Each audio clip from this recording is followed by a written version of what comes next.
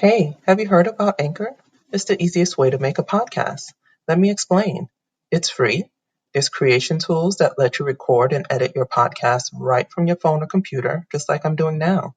Anchor will distribute your podcast for you, so you can hear it on Spotify, Apple Podcasts, and more. You can make money from your podcast with no minimum listenership, and it's everything you need to make a podcast all in one place. Download the free Anchor app or go to anchor.fm to get started.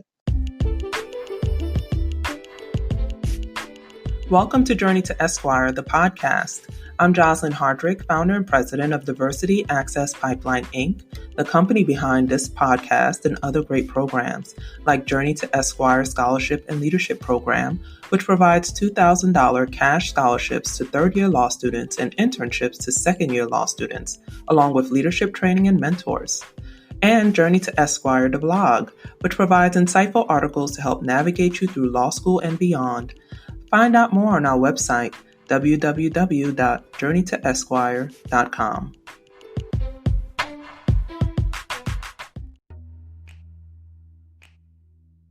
Hi, welcome to Journey to Esquire, the podcast. I'm Jocelyn Hardrick, the host and founder of Diversity Access Pipeline, Inc., the nonprofit organization behind this podcast and all of our wonderful programming, including Journey to Esquire, the blog, and Journey to Esquire, the scholarship and leadership program. Today, we are passing the mic to Kamilah O'Brien, aka the Focused Spender. Kamilah is an operations and financial nonprofit professional with a proven ability to create and optimize operational systems as well as manage billion with a B dollar budgets. So Kamilah graduated from NYU, New York University, with a Master's of Public Administration in General Finance, and she has $65,000 in student loan debt. So I know all about having that kind of debt from going to law school, and what she's going to do is share with us student loan debt reduction strategies and living your best financial life. Welcome, Kamilah. Thank you, Jocelyn. I'm so happy to be here. I'm happy to have you too, because you're one of my besties. Whoop, whoop. So we had Keita Burton Paul on our podcast, and Kamilah is another one of my group of friends that we've had since middle school.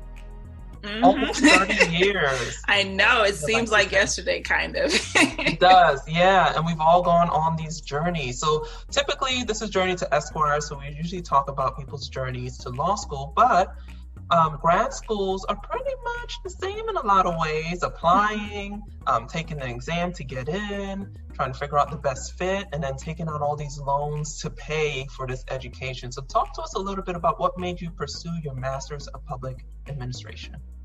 So the reason why I decided to get a degree in public administration is because I went to college, I went to Boston University, and I got a degree in public relations. And I thought, honestly, when I went to school, I was not sure what I really wanted to do. And it sounded like a fun career. So I got my degree, I graduated, and pretty quickly I realized this is not at all what I wanted to do.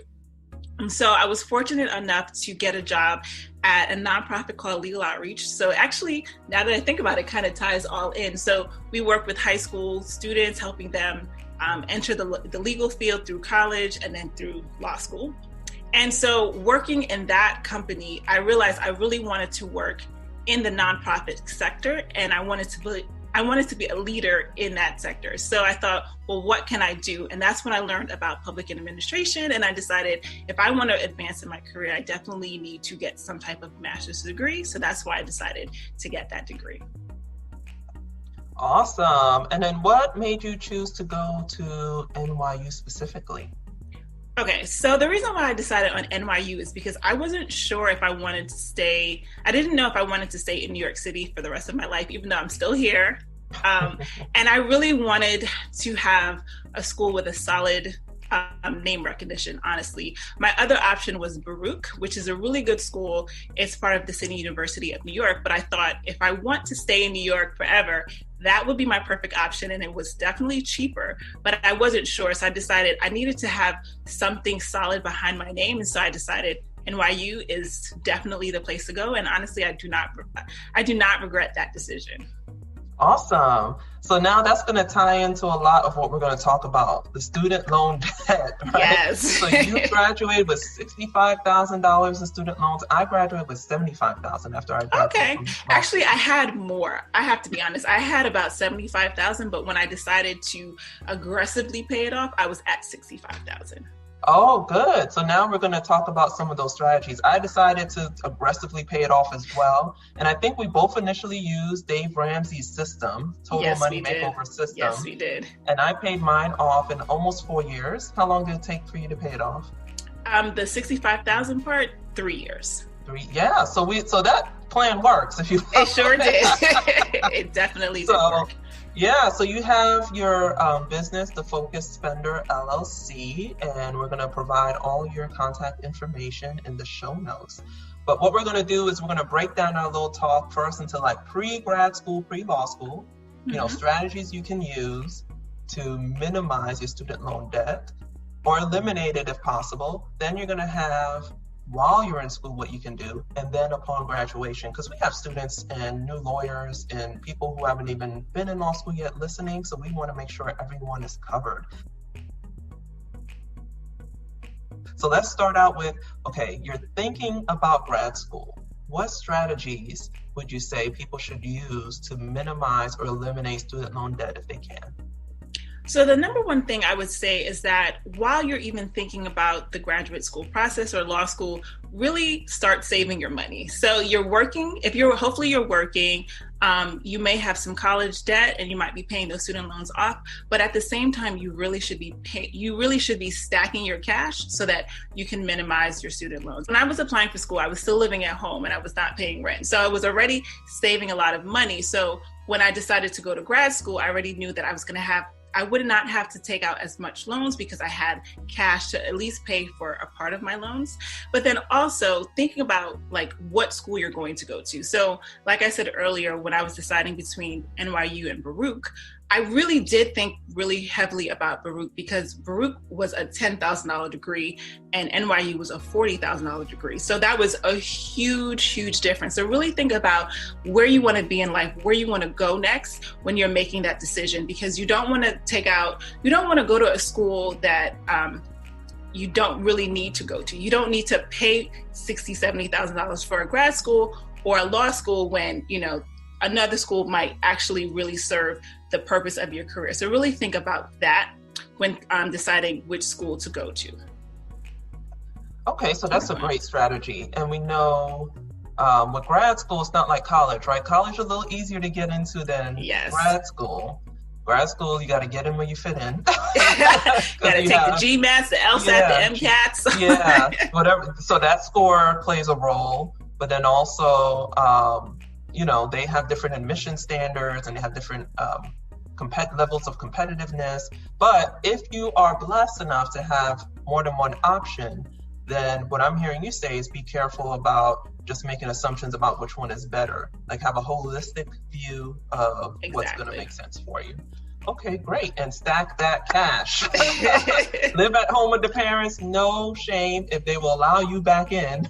And the funny thing is that I knew that I did not want to live at home when I went to grad school because my family, like I remember your family, my family was, large, rambunctious. It was always people in our house. I knew that I was going to move right before grad school started, but I just made sure that I saved enough money to live off of in my new apartment and also to have something to pay out of pocket when school started. Yeah, and now with everyone working from home and schooling from home, that becomes even more important, trying to figure out if you're going to have a quiet space where you can handle yourself professionally. Because like I said, in class, we'll see people passing by, like I'm blocking the door now, so that you don't see my son running around, doing something unusual. And yeah, so that's definitely something to keep in mind. So one other point that I forgot to make that really was a great strategy for me is that I knew I only wanted to take out government loans. So I did not want to take out any private loans. So I knew that at the time, I think the max per year was $18,000. I think the max per year was $18,000. So when I was thinking about how much money to save, I wanted to save enough that I only had to take out government loans. I did not want to take out any private loans. So really do that math so that you're getting the loan that makes, that's the cheapest possible for you. Yes, so that's another good point. Do your research. There are different kinds of loans. There are private loans and then there are federally backed loans. When you hear about government incentives and stimulus and forgiveness, they're only talking about the government loans. Exactly. So you want those federal loans because those interest rates are fixed. When you get a private loan, you could end up with a variable rate, and then, it might start off at 2%, and then next thing you know, it's 5%, and next thing you know, it's 10%, and then you can't afford to do anything. So definitely stick with the federal loans. And with consolidation, that's another thing that we're going to talk about. Not too in-depth, but knowing in advance what types of loans you have will let you know what options you'll have when you graduate and you're trying to pay it all off. So now let's transition to you're in grad school. You're living off of these loans, right? We've used the strategies we talked about. We stacked as much cash as we could. We stuck to the federal loans as much as possible. Now, what do you recommend students who are currently in grad school to do to minimize student loan debt? So the one thing I did is that I made a decision to keep working. So like I said, I moved out of my house right before I started grad school. And so there was no way, actually, there was a way. I could have taken out private loans to pay for my living expenses. And honestly, a lot of my friends did that. They went to school full time and they, either they took unpaid internships or they just took a break from working. But at some point I was like, I'm not going to pay for loans. I'm not going to take out loans to live and for school. I just want the loans for school. So I need to keep working. For me, that meant that I wasn't working full time, but I was working pretty much full time. I was working 30 hours a week. And then I lived in Brooklyn and I worked in Harlem. So that was an hour-long commute. So then I had to use that study time on the train to help balance it out. But really think about what you need in terms of loan. Do you need that loan to pay your car note? Do you need that loan to pay your rent? And if you do, maybe you're biting off way more than you can chew. And so think about how you can reduce exactly what you're taking out. And then the other thing you can do is that you can start paying off your student loans while you're in school. So the thing about federal loans is that, or the thing about if you have a subsidized loan is that your interest rate is not going to accrue. Your interest is not going to accrue while you're in school. So then if you start paying off those loans while you're in school, when you graduate, the principal will be reduced and then you'll owe less. So if you can work so that you don't have to take out as many loans, definitely do that. And if you make enough that you can start paying down on your loans while you're in school, definitely do that. Yeah, I had law school friends who did that. No, I didn't have any money to do that. Oh, no. Now, the funny thing is in college, one of my friends, by the time we graduated, he paid off all his student loans. Wow. At 21. And I remember when he was saying, oh yeah, I'm paying down on my student loans. I'm like, how are you doing that? First of all, I didn't even know that was a thing. Right. And then on the other part was like, where are you even getting this money from? But he just had better jobs than I did. So you can pay off your loans while you're still in school or start paying them down if you can afford it. Yes. And then the biggest benefit of that is you reduce your interest, because a lot of people, exactly, they're not just paying the money they borrowed to go to school. They're paying all the interest. Chunk is the interest. Yep. It is. I think that was part of the reason why I was so interested in paying off my student loans quickly. It's because I looked at how much interest I was going to pay if I, followed their schedule versus what I would pay if I just did it really fast. And I thought, what? They don't need my money. I need that money. So let me just go ahead and see what I can do to pay this off really quickly. Yeah. And my first year of paying student loans, I paid $10,000 and all went to interest. Exactly.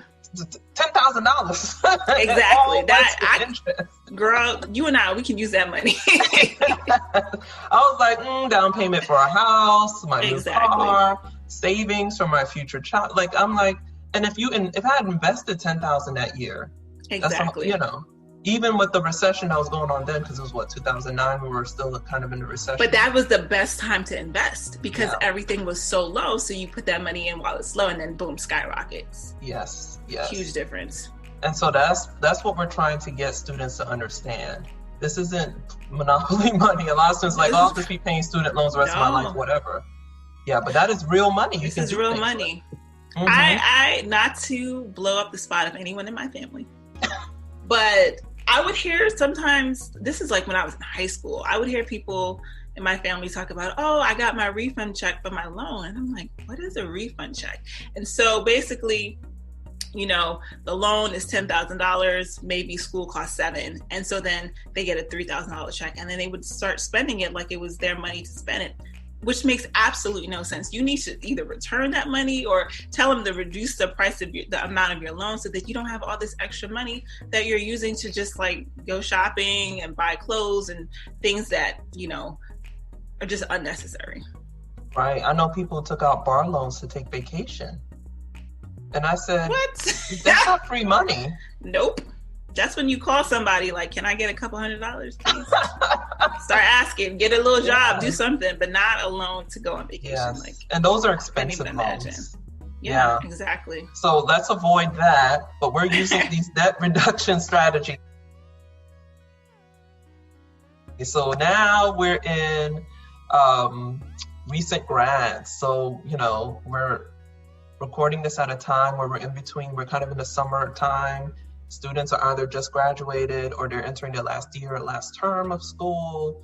And with everything going on with the pandemic, the economy has slowed. A lot of people aren't hiring because they just don't know if they're going to have a need.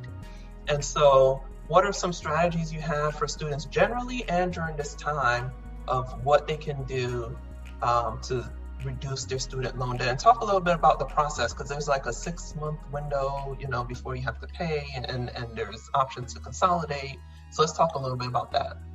So yeah, like you said, there is that 6-month grace period where you don't have to pay down your student loans. So that's a good time to start saving as well. If you do have a job, I'm not sure with the legal field, because I'm not familiar with it. I don't know how it's going to be affected. So I don't know if that means for the time being, just getting a different type of job until things pick back up. But if you are working, make sure that you are budgeting your money so that you are reducing any unnecessary expenses and that you are holding on to some cash. You may even want to, I think you should be able to start paying down on the loans if you'd like without messing up your interest. But if not, if your interest is not going to accrue during that period, you might as well just hold on to that money just in case. But then I would also say, like Jocelyn and I both did, read the book, The Total Money Makeover, because it definitely gives a lot of tips. So one thing, I literally just did a video about this the other day where I was talking about like tips that you can use to manage your money right now. And the one thing I would say is, this is the time to start side hustling. Like, look, obviously you want to have your job, but then you also want to look for multiple streams of income, because you may get a job and it may not be the job you want. It may not pay what you think you should. It may not pay the amount that you were expecting. Like when I graduated from grad school, my first job, I think I made $55,000 and I had $65,000 worth of debt. So, I'm actually had $75,000. So I'm making less than what I was earning. And so when I realized that, and I remember that 6-month grace period, at first I was fine because I had enough money to pay all my bills. But then that first loan bill came and I was like, this is almost as much as I'm paying for my co-op every single month. And that's when like the light bulbs, switched off in my head, like I need to do something. So for me, like I said, I just had to start side hustling to make an extra income. I had to adjust my 401k so that I was still, investing enough to get the match, but then I had extra money. And then whenever I had extra money, when I would pay my taxes, and because I was paying so much in student loan interest, I was getting a nice return. And so I would just take all that money and I would just put it towards the student loan. I would keep a little bit for myself so that I didn't feel deprived, but for the most part, I would just take the rest to make really, really large payments on my student loans. So I know it's going to be tough. I feel like every time I've graduated in a time of some type of recession. So 2002, it may not have been as bad as 2008, but there was an economic, downturn at that time. And then grad school, I graduated in 2007. So the very next year they were laying people off in my job. Thank God I didn't get laid off, but the very next year that was happening. And then, now with everything going on. So I definitely know it's stressful.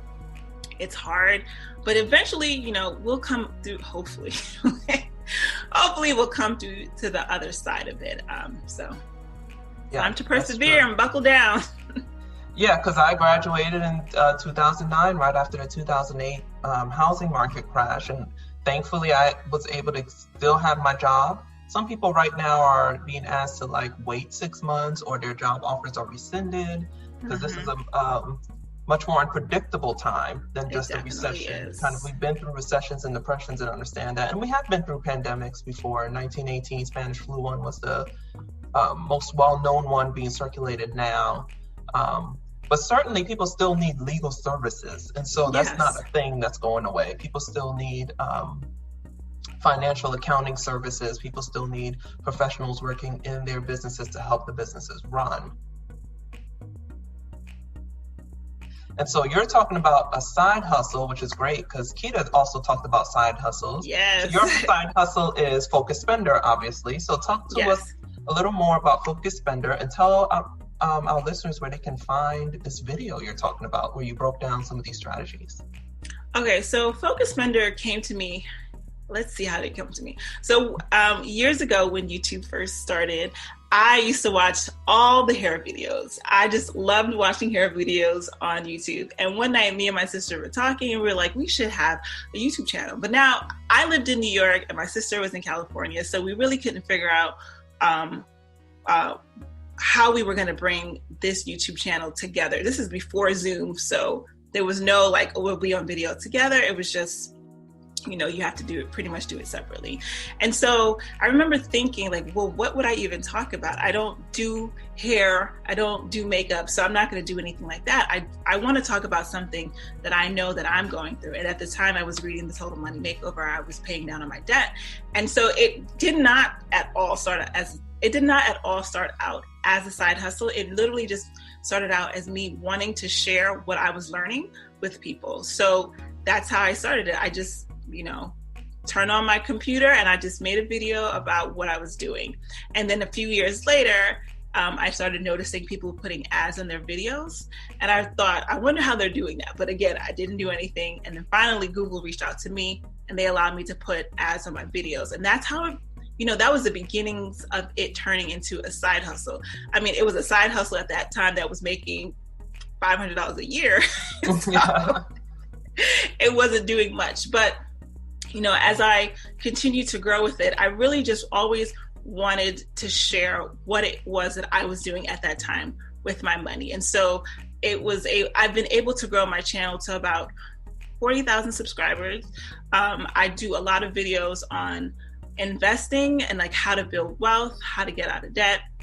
And so the videos that I have about student loans, I have a video that documented, actually I have a few videos about how I paid off my student loan debt, what I did with my money after I paid off my debt, and then just different budgeting strategies that I employed. So if you want to see that video, or if you want to see any of those videos, if you go to youtube.com/focusedspender, it'll pop right up. Yeah, and then they can go to focusspender.com to get more information about your products and services. Yes. So if you go, like you said, if you go to focusspender.com, one thing that that I encourage everyone to look up is I have a free download called the 5 Payday Mistakes that keep you from growing your saving and investment accounts and how to fix them. And so that gives a lot of strategies on what you can be doing to manage your money so that you are saving more money. If you are ready to invest, then you can invest. But if you're not ready to invest, you can use it to help you have that extra money to pay down your student loans. Oh, that's an excellent resource. So definitely go get that. And now we're going to go to the part where Diversity Access Pipeline Inc., right? So we got to talk about our ideals: inclusion, diversity, equity, access, leadership, and service. So Kamilah, tell us about your story about diversity and grad school and what you want to share with our viewers. So it's funny, when I went to grad school felt a lot more diverse than college. So I went to NYU, and I think, I could just be making this up, but I think the Black population is probably anywhere between 10 and 30%. I don't know. But, coming from my college, Boston University, which was 1 or 2%, it felt like, the world had opened up to me. And so thinking about like growing up, in my family, thankfully, education has been a huge part of everyone's lives. I have a few teachers in my family, but I was the first person. Actually, I was in the first generation of students who decided to go away to school. So my family, everybody went to CUNY, City University of New York. And my grandmother, I remember she was saying, you could go to Baruch just like your cousin. There's no reason to go away to school. And I really, really wanted to go away. It wasn't so much me going to a private university. I just wanted to experience something new. And I'm glad I did, because that also helped me keep my student loans down, because I went to a school like Boston University, which is not diverse. And, but it is a private university with a large endowment. So I was able to access a lot of money in scholarships and private grants. With NYU, it was a little bit different because they are a lot more diverse. But then that allowed me to, round out that experience. So what I lost in college, I was able to pretty much get it in grad school. So I was really happy for that. Yeah, I had a similar experience too, because I went to a private university, large endowment, and they were working really hard to diversify, and they knew one of the biggest barriers was just the cost. Exactly. Right? We're in New York City with this whole city university system, and at the time, I think tuition was $3,000 a year. Wow. Yeah, I believe and then my private, because I applied to Boston University too, and I said, how much? They gave me all the money. They didn't give you anything. They gave me a partial, and I said, I think they gave me a good package, but it's just, even honestly, I went to my mom and I said, I have to make the cash deposit payment. Mm-hmm. And Fordham was like $200 and Boston was like $400.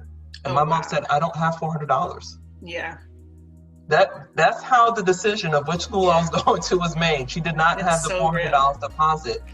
She said, I can do $200. And so I said, I guess I'm going to Fordham. And that was it. And which saved money too, because I didn't have to move and deal with all of that. But I did stay on campus. So I was away, but I was still in New York City. I remember coming to visit you in college. Oh yeah, y'all love the food for some reason. I don't know.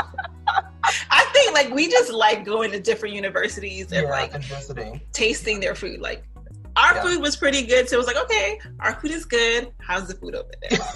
And I went to see y'all in Boston. That was lots of fun. But I remember my nephews. This one funny story. They were, elementary school age, and my brother and I both had gone away. He went to Buffalo University, and I went to Fordham.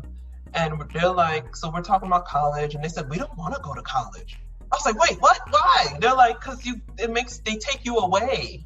And in their mind, it was just, they took our favorite aunt and uncle away. And we're like, you never know how things are perceived. And again, that's part of why we have this podcast and the blog and everything we do, to peel away some perceptions or wrong perceptions or imperceptions. Yeah. And so you've given us a lot to think about, Kamilah, about how to get our student loan debt under control and how to tackle them, and just even knowing that you do not have to live with them the rest of your life. If you're able and you want to, there is a way to pay them off in a short period of time so that you can save on all that interest and put the money towards the things you really want to spend it on. Exactly.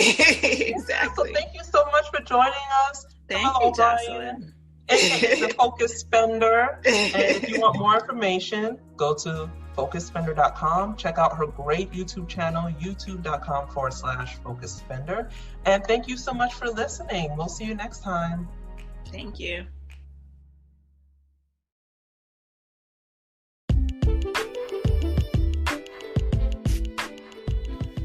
Thanks for tuning in to another great episode of Journey to Esquire, the podcast. Support, share, subscribe. And for more, visit www.journeytoesquire.com.